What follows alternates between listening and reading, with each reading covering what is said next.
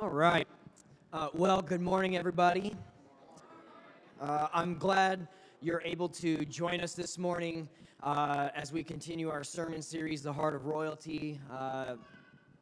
For those of you at different kings from the Old Testament and looking at lessons from their lives that we can incorporate into our own in order to live this heart of royalty. As Christians, we are and we'll be looking at some queens here in the future and learning lessons from their lives that we can incorporate in our own.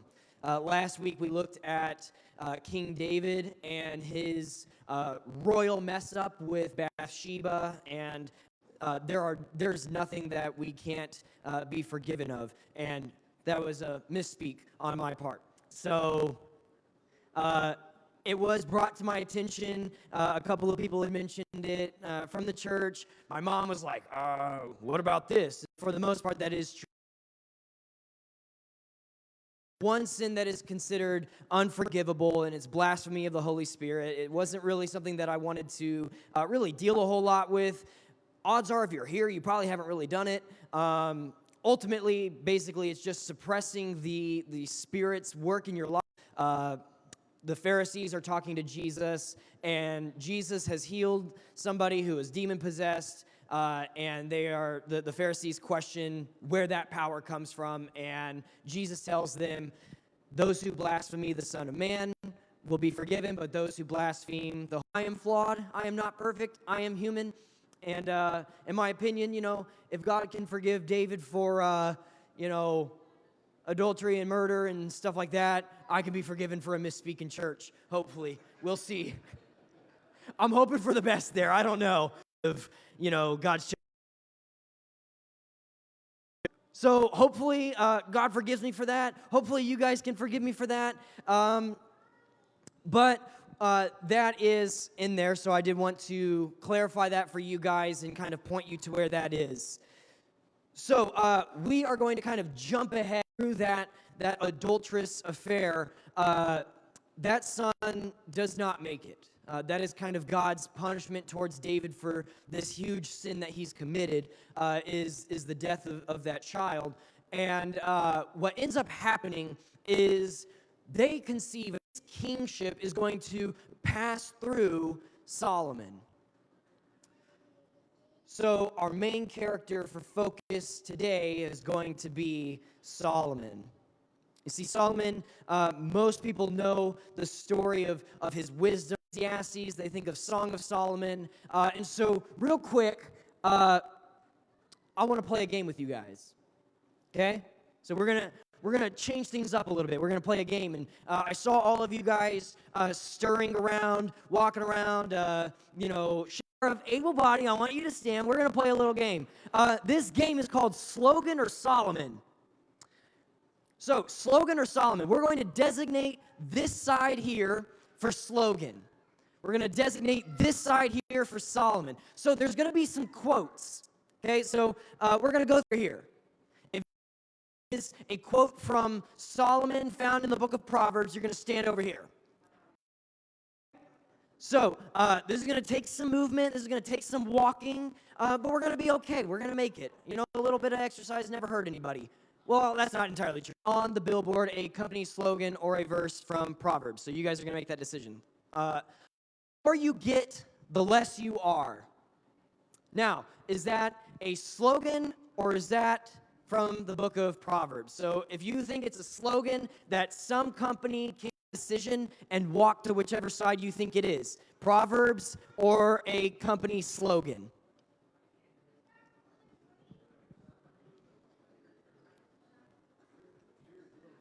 The more you get, the less you are. Okay. So everybody's pretty much made their decision. So we got slogan and we got Solomon. Let's go ahead and put up the answer reveal. Proverbs 1:19. Okay, there's a chance of redemption. There's a chance of redemption. Let's go to the next one. At the right time. Beautiful.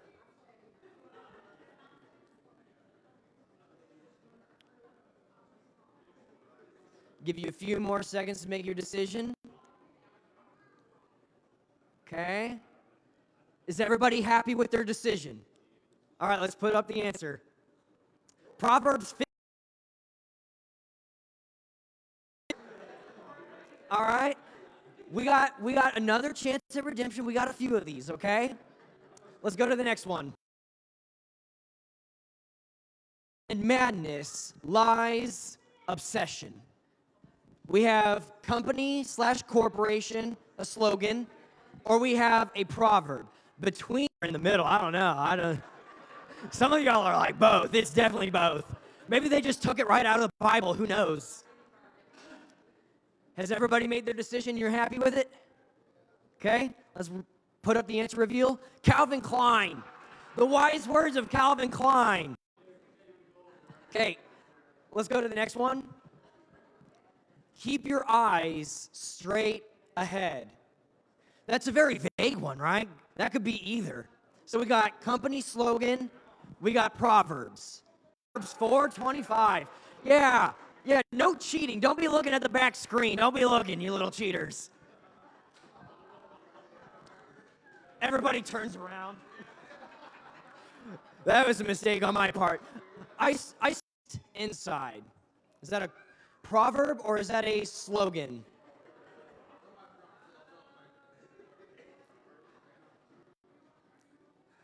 Beauty outside, beast inside. I don't know, man. That sounds like a...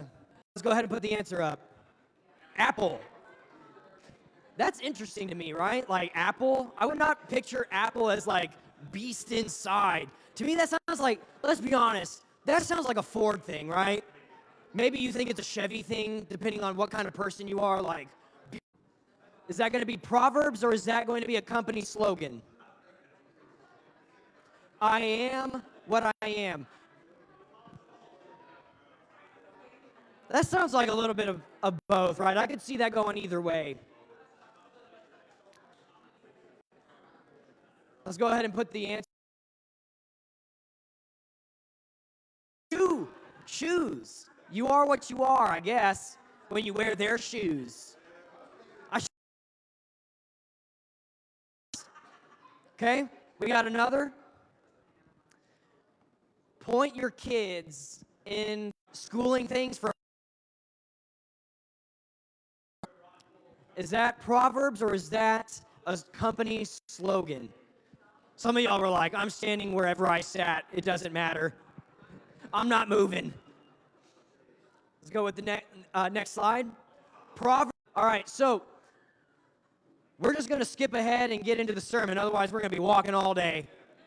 Some of y'all are like, thank the Lord. That's the wisest thing that's been said all day, is that we're sitting back down. Thank you guys for playing along.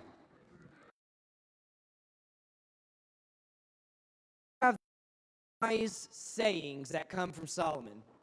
They're found all throughout the book of Proverbs, and the idea is that Solomon bits of wise information that we can use in our day-to-day life, how we can live life. You know, what is it about life and what matters most? In Ecclesiastes, he deals a lot with vanity and how all of these different things in our lives, they're really just vanity. They're just things that have no real wisdom in that book as well. Song of Solomon is also part of his wisdom literature of teaching people about life that come from God. They have been God-inspired. And so my feeling with as he comes into this newfound wisdom. And then next week, we're going to look at how sometimes wisdom can corrupt and how no matter how wise you are, we are fallible people and there are downfalls to people. And we are going to turn with me to 1 Kings chapter 3. So as stated before, Solomon has stepped into this role as king. David has since passed, and Solomon has taken up David's mantle. His son is very young this time. right? So he's young, he's an inexperienced leader. He did not know a whole lot about what it takes to run a kingdom. And so now he finds himself in this place where he's not really sure what he needs to do in order to rule of the app. And this is what it says. Solomon made an alliance with Pharaoh, king of Egypt, by marrying Pharaoh's daughter. Solomon brought her to the city of David until he finished building his palace, the Lord's temple, and the wall surrounding Jerusalem. However, the people Lord by walking in the statutes of his father David, but he also sacrificed and burned incense on the high places. Now, I want to go ahead and kind of pause there real quick. So already we have Solomon doing his kingly duties.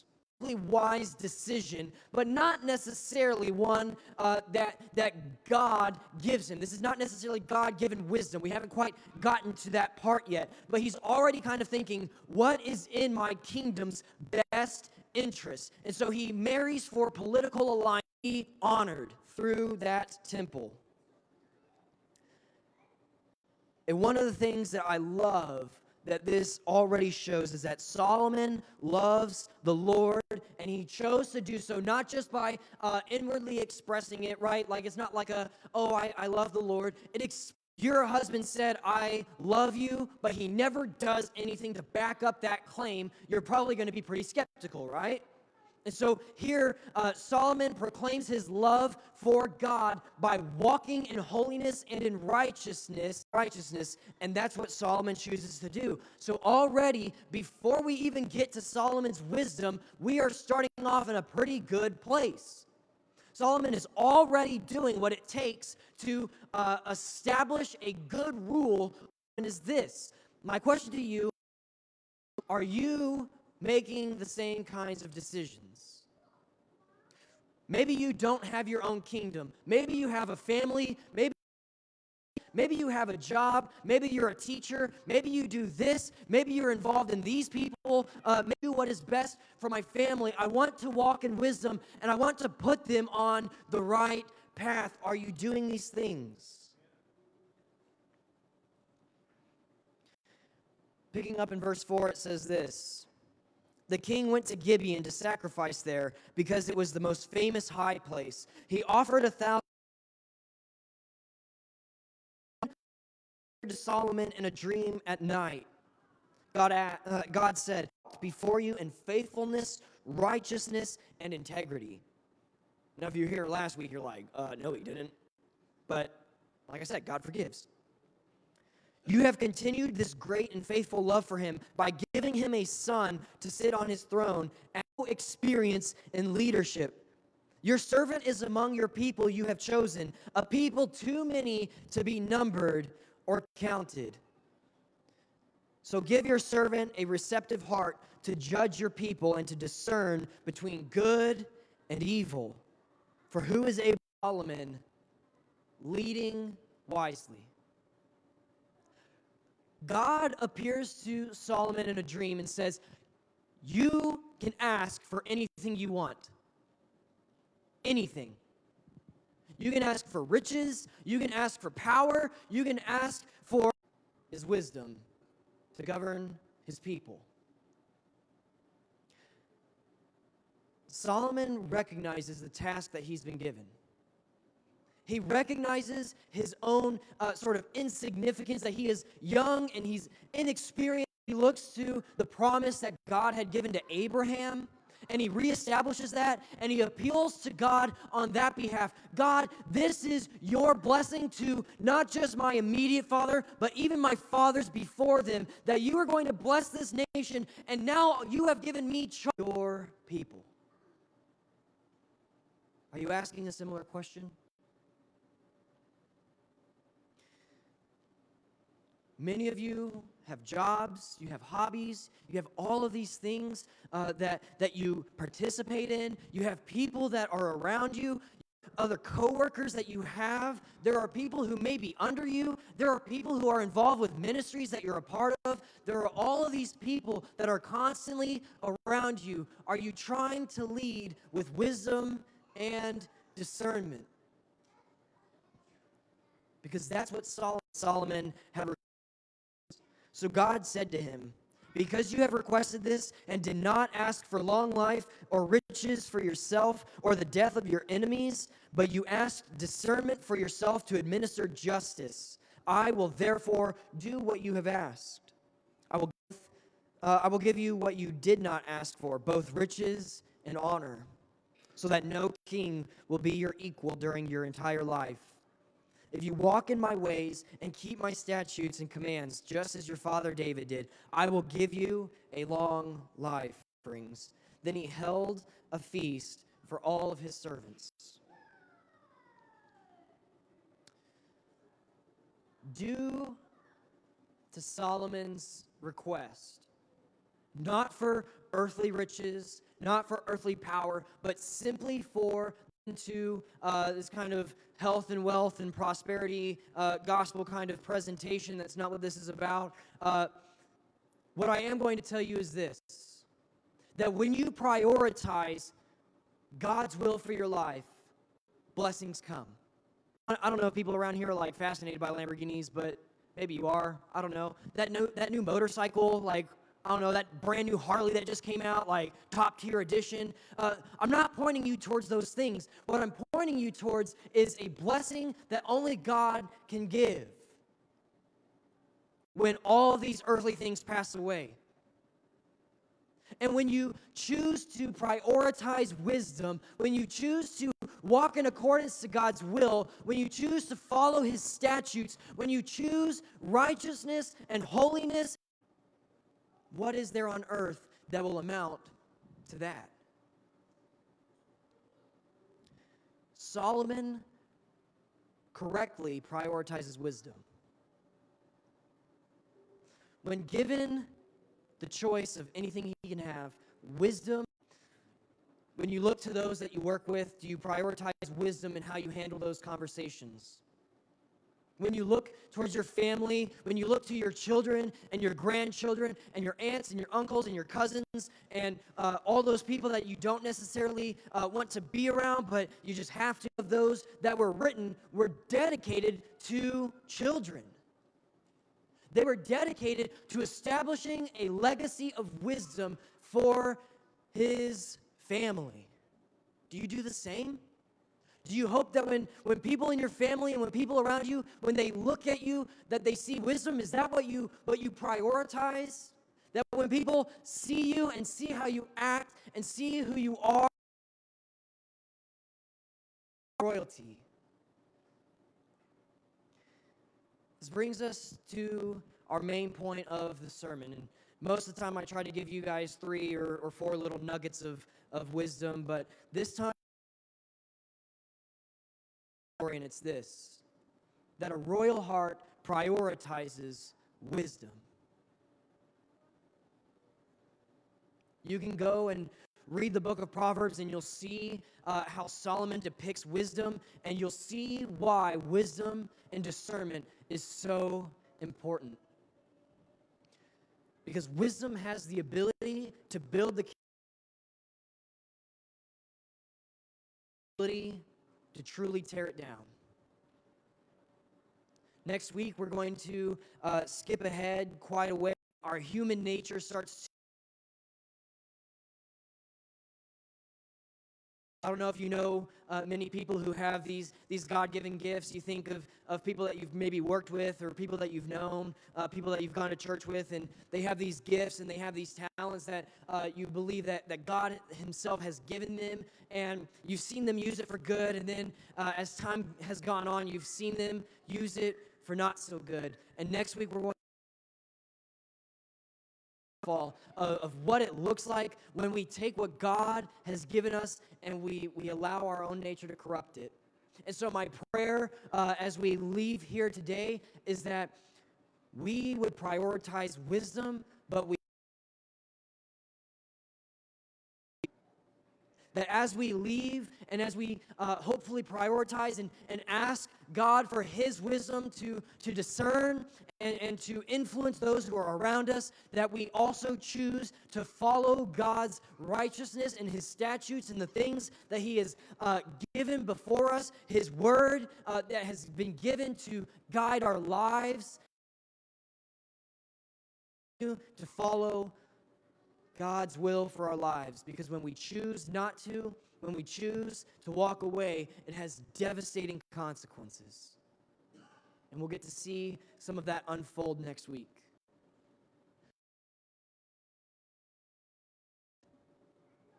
Whatever you do, regardless of who you are, where you've been, where you're going, or where you're at, when people look to you, I pray that they see a heart that prioritizes wisdom and walks according to God's statutes.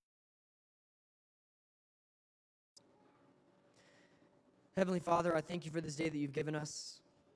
God, I thank you for your Son who came on this earth to die on a cross so that we can be forgiven.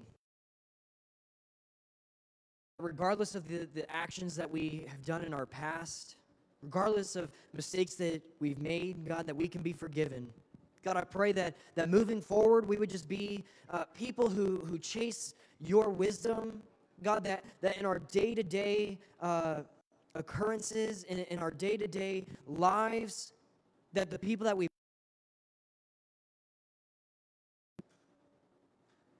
God, that rather than chasing earthly logic, rather than chasing earthly wisdom, the wisdom that says that we should put ourselves forward, God, that we would prioritize your wisdom in our lives. God, that we would learn from